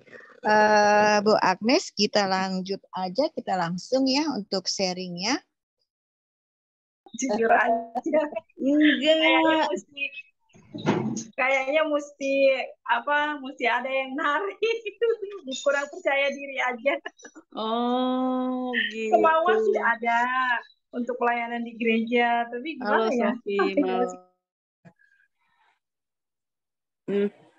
Ya, dengan teman yang mungkin saya merasa ya, dengan komunitas dari 2003 sampai sekarang saya belajar untuk komit ya, disiplin, belajar dari Legio Maria, Pak. Saya bersyukur dengan Legio Maria itu saya belajar apa ya, untuk mendisiplinkan diri saya untuk bisa saya rasain.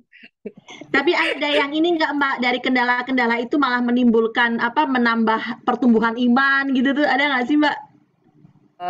Ada sih, jadi kayaknya gini, aku harus bagaimana lingkungan ataupun orang balik ke ruang 5 ya.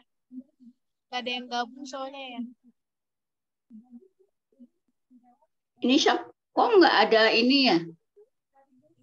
Gabung di sini aja ya, klik Mbak Dwi.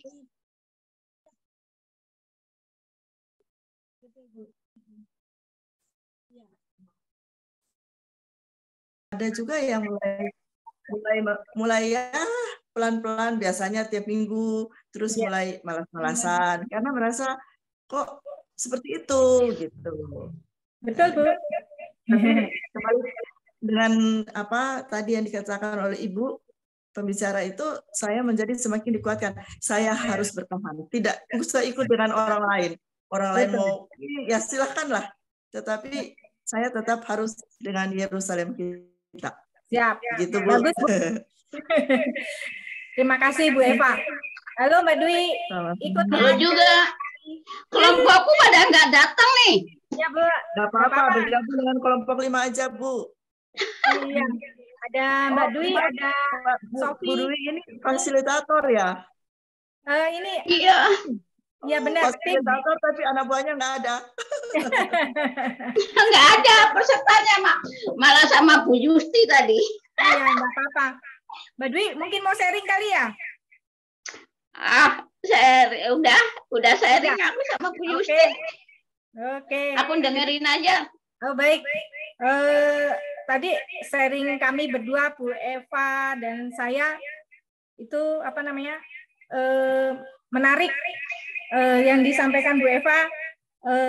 Semuanya apa yang diberikan pengajaran oleh Ibu Elisa Yustia ini masuk ya Bu ya, menguatkan iman kita ya. Apalagi kita bertumbuh dalam pelayanan di sama juga. Ya, karena selama itu sebelum jadi ketua lingkungan udah jadi ini, jadi ya sudah. Puji Tuhan, perkembangannya ada kok. Ya saya sih yakin Bu Tuti selama karena gerah aja sebenarnya. Kalau enggak ada yang di ini pasti juga akan melebarkan sayap dalam pelayanan. Lebih aktif. Ya, lebih aktif. Saya percaya itu. Ya itulah nanti kalau memang itu Kator. Gitu. Luar biasa Bu Agnes ya. PD-nya setiap hari apa Bu di Muntilan? Kalau di Muntilan mulai berapa bulan ini ganti hari menjadi hari Jumat yang kedua, karena Jumat pertama itu kan untuk misa. Jumat kedua, Jumat keempat, terus nanti Jumat kelima itu di luar gereja. Jadi kita pergi gitu. Terus itu yang PDKK-nya. Satunya lagi saya ikut di Kevikepan, yaitu PDCFM. Yang Catholic Family Ministry itu tingkat Kevikepan. Di kami hanya ada di Kevikepan. Di PD itu Pak, saya ada pelayanan juga. Ini saya buka salon melayani orang kebanyakan lansia. Jadi saya namakan Angela Salon dari gadis Pak, dari Palembang tuh saya udah buka di rumah. Jadi saya melayani orang yang cacat, YPAC dibawa ke rumah, saya guntingin. Kadang saya ke rumah dia gitu ya. Iya. Kalau yang enggak warga yang ekonomi lemah. Kita. Iya, Bu Rosintan. Tapi sekarang anak-anak udah besar, boleh mencari yang Bu Rosintan minati untuk mengisi kesibukan bila anak-anak udah makin besar. Hambatan, kesulitan, saya nggak ngerti tentang materi itu, masih istilahnya nggak ngerti lah. Jadi karena hambatan kita nggak ngerti, akhirnya menjadi tahu karena ada bimbingan gitu. Oke, waktunya sudah habis ya. Ya. Terima kasih Bu Agnes untuk sharingnya pada malam hari ini.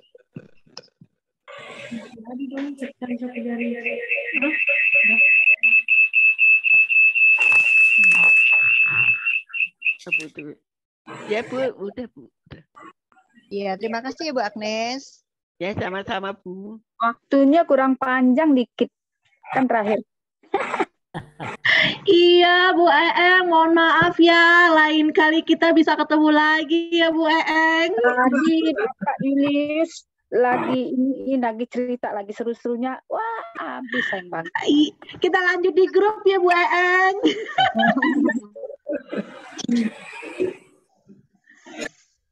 Bapak Ibu terima kasih ya, sudah berkenan sharing yang saling meneguhkan kita satu sama lain.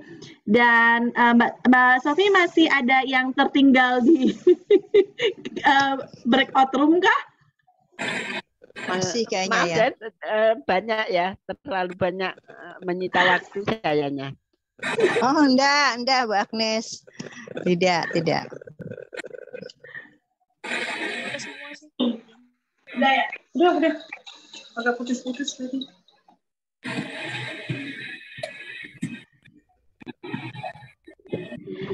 Nah, baik Bapak Ibu, tampaknya sudah masuk semuanya ke main room. Terima kasih atas kebersamaan dan kehadirannya yang penuh setia dengan 5 sesi seminar pertumbuhan. Mohon maaf bila dalam pelayanan kami ada hal yang kurang. Selamat mengalami hidup Kristen yang bertumbuh dalam doa, firman Allah, komunitas, dan pelayanan. Tuhan Yesus memberkati. Sampai bertemu kembali dalam PD Rutin PDPKK Kalvari dan kegiatan-kegiatan PD Kalvari selanjutnya. Kepada Mbak Novi dipersilahkan untuk menutup dengan doa dan lagu. Baik Bapak Ibu, terima kasih untuk jalan duluan ya. Dan akan kehadiran terus di pamit duluan kita. Ya Bu Maya. Dulu. Terima kasih Tuhan atas kehadiran-Mu dalam seminar pertumbuhan malam hari ini. Kami percaya bahwa Engkau adalah Bapa yang memiliki rancangan indah untuk setiap kami yang hadir di sini. Kami percaya Engkau membentuk kami agar kami siap menjadi perpanjangan tangan-Mu dalam menjangkau setiap pribadi yang merindukan Engkau.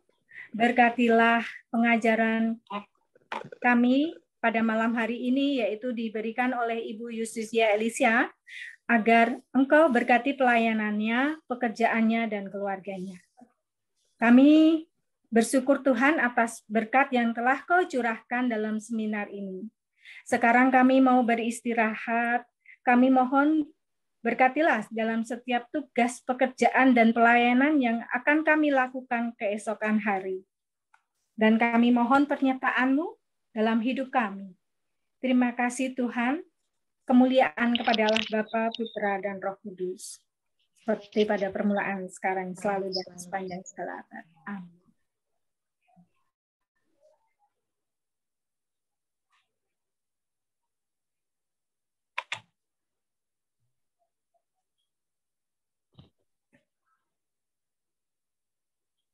Ibu Feby, ini semua panitia atau ada peserta? Masih ada peserta, Bu Yusti. Ada peserta ya, tunggu ya, saya pengen ngobrol sedikit sama panitia. Baik, Bu. Udah ya? Belum, panitia Bu, belum. Semua. Setelah nanti lagu penutup, baru Ya. panitia semua. Nggak bisa.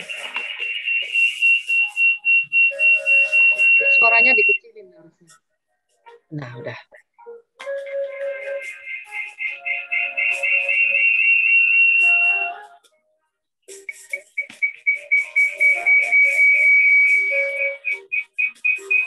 Berjuta jiwa tak tahu kemana akan pergi. Berjuta tangan terulur menantikan kasih. Oh Tuhan, jadikanlah hidupku alat kasih-Mu dan memuliakan-Mu seumur hidupku. Berjuta jiwa tak tahu kan kemana pergi.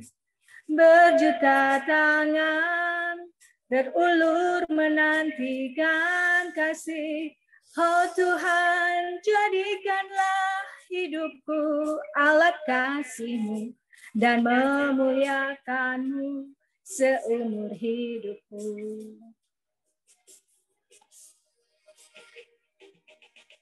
Melayani, mengasihi, ku ingin lebih lagi. Melayani, mengasihi, ku ingin lebih lagi. Melayani, mengasihi, ku ingin lebih lagi. Melayani dan mengasihi.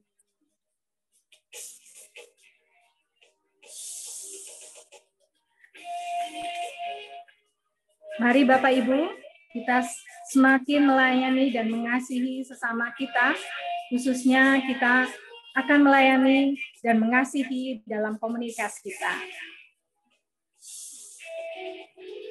Berjuta jiwa tak tahu kemana kan pergi, berjuta tangan terulur menantikan kasih. Oh Tuhan, jadikanlah hidupku alat kasih-Mu dan memuliakan-Mu seumur hidupku. Melayani, mengasihi, ku ingin lebih lagi. Melayani, mengasihi, ku ingin lebih lagi. Melayani, mengasihi, ku ingin lebih lagi. Melayani dan mengasihi.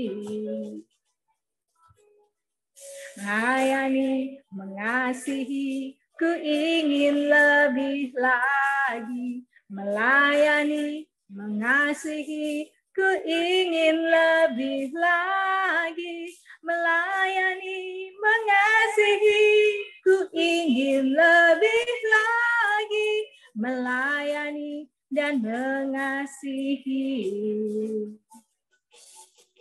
Melayani dan mengasihi. Melayani dan mengasihi.